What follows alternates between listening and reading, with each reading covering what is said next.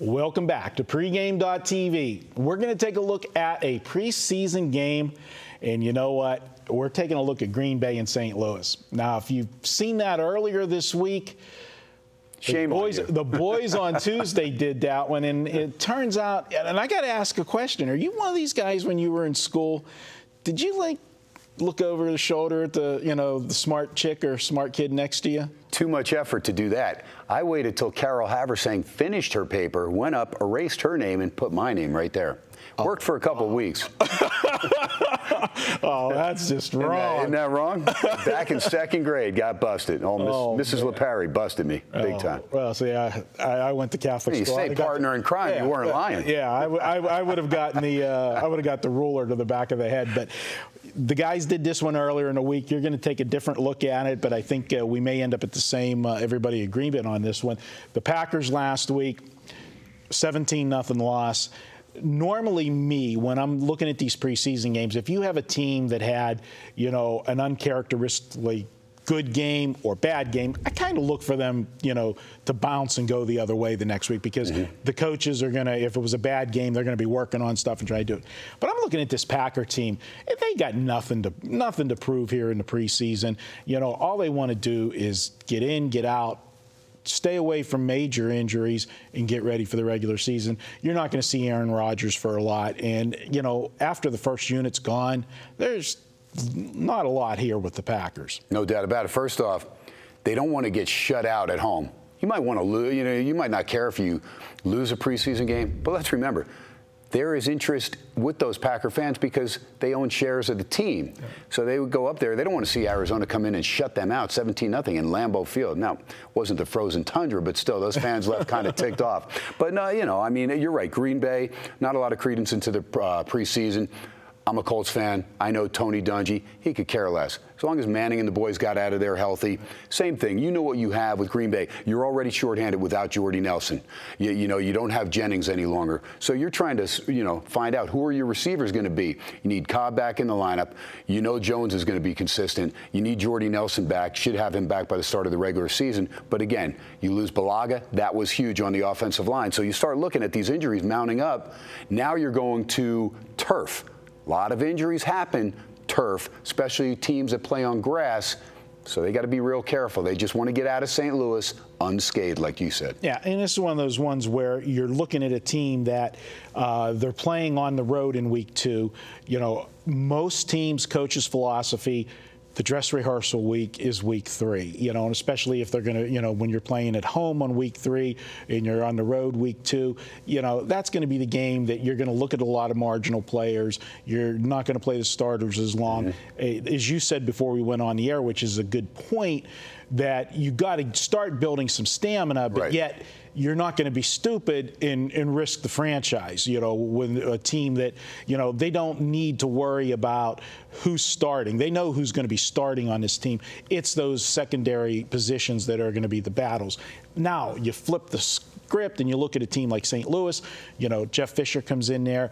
Jeff Fisher's always been a guy, didn't matter where he was at, he wanted to win. It didn't matter if it was preseason, whatever. I remember times that he even implemented a game plan in preseason, which most coaches don't do that. You're playing very vanilla. If he's got something he wants to get done, he gets it done. And I think that they want to instill that winning attitude in this team. And let's face it, they're the only team that really, next to, Seattle and, the big rivalry with the 49ers, St. Louis took it to, San Francisco in both of those games.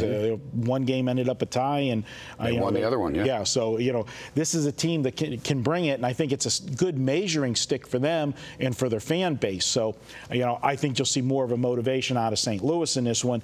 But you know what? This is your free pick, so let's make it official. Let's do it.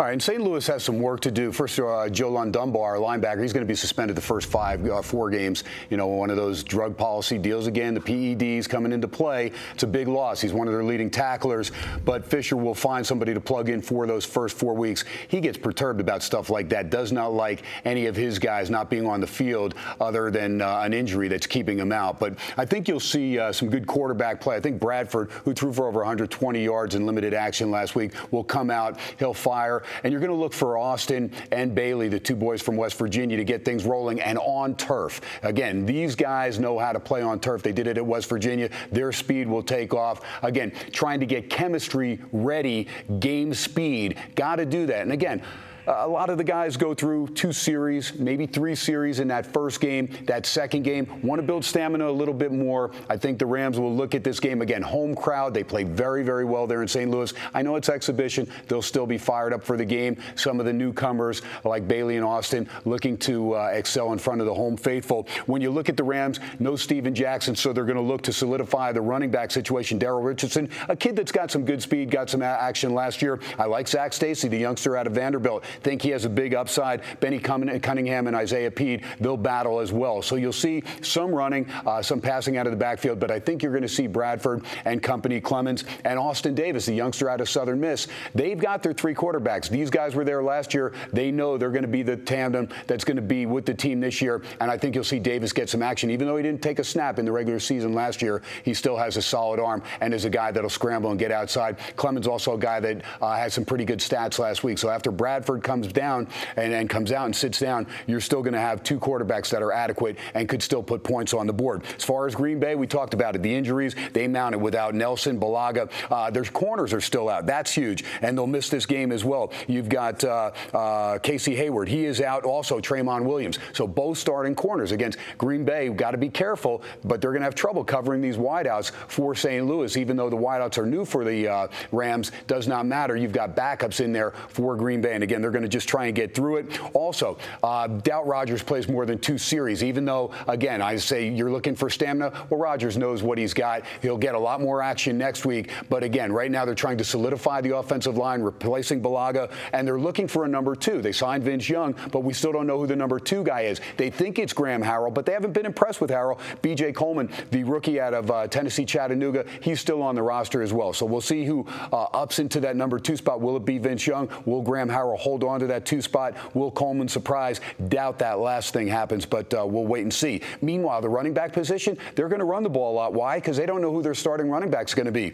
DeJuan Harris, the youngster out of Troy, small guy, but a little scat back, kind of like a Darren Sproles. He right now is the favorite of Mike McCarthy. You've got Starks, you've got Eddie Lacy, and you've got Franklin out of UCLA. You thought Lacy and Franklin would be battling it out. But again, right now, it's DeJuan Harris. If they ended camp today, he'd probably be the starting back there, even over the veteran Starks. So, again, Green Bay going to go through the motions, play the game on turf. They may put up some points. They don't want to get shut out like they did last week. Want to at least get a little continuity going. But again, the Rams will take this game a little more seriously. And again, last year, if you remember, Fisher had his dress rehearsal week 4. Reason he did that, because he wanted the full 7 days so that they would be in motion, ready for the regular season. They only had 4 days in between games 2 and 3. So he didn't do his dress rehearsal in week 3 like everybody else. This week, or I should say this season, because of the full week off after this game, he'll do his full dress rehearsal next week like most of the other coaches. But I like the Rams at home. Line is up to 4. You'll even see some 4.5s out there. I know this game when Fez and the guys gave it out was a little lower point spread, but I still think there's plenty of value there. Take the Rams. I think they win by 7 to 14 points in this game over Green Bay. I do expect Green Bay to score, but I expect the Rams to control this game and win by double digits. Yeah, just 2 points I want to throw in there, too. With all of the injuries on the offensive line, and they're trying to patch it together and see what they're going to have.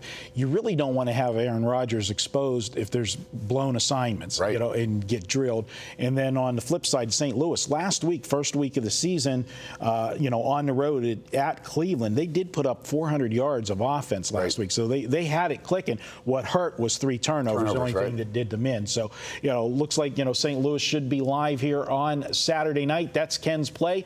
We're going to be right back. We're going to do one more video. We're going to take a look Sunday action. We're going to look at Ken's Indianapolis Colts. They travel to play the New York Giants. That's up next, pregame.tv.